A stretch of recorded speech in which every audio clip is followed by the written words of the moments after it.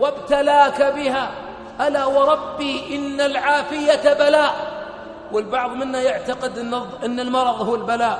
والله إن العافية أشد بلاء، لأن البعض منا عند المرض يا رب، لكن عند العافية ينسها الرب. إذن صار بلاءه بالعافية أخطر من بلائه بالمرض.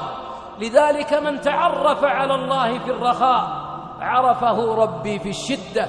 فحرك هذا البدن الذي حركه ربي يا أخي الحبيب، حركه في طاعة من خلقه. قل إن صلاتي ونسكي ومحياي ومماتي لله لله لله.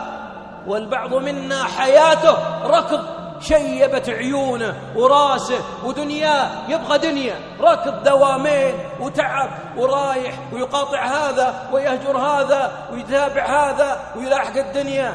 من أصبح وهمه الدنيا جعل الله فقره بين عينيه وشتت عليه شمله، ولم يأته من الدنيا إلا ما كتب له. يا عبد الله تحريك.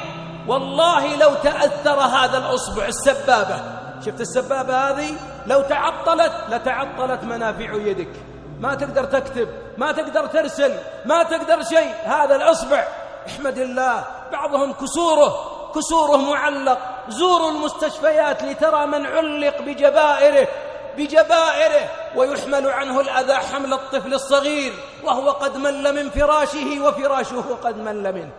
لماذا ما ابتلاك الله وابتلى غيرك؟ حتى يسمع الشكر منك والحمد منك، وأن تخرج الشكر عملا، حتى تخرج الشكر عملا. والله جعل من الشاكرين من يعمل اعملوا آل داود شكرا، فجعل عملهم شكر. أما الشكر باللسان فقط فليس هو الشكر على الحقيقة.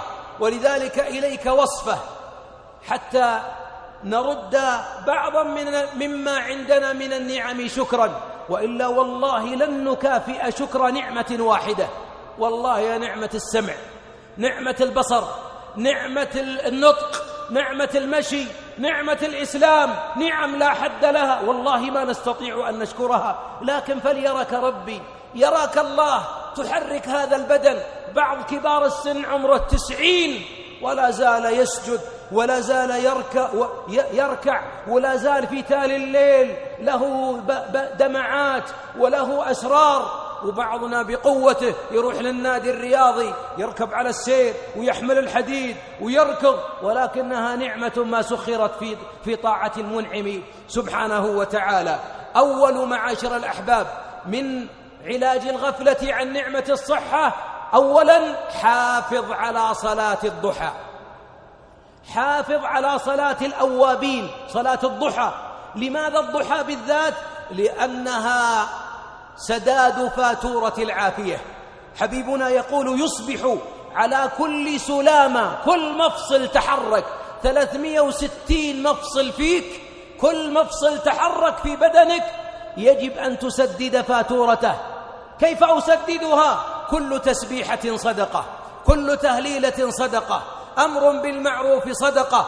طيب يا رسول الله، أهناك عمل يجمع هذه الفاتورة وأسددها من جميع؟ ما أحب التقسيط، أحبها كاملة.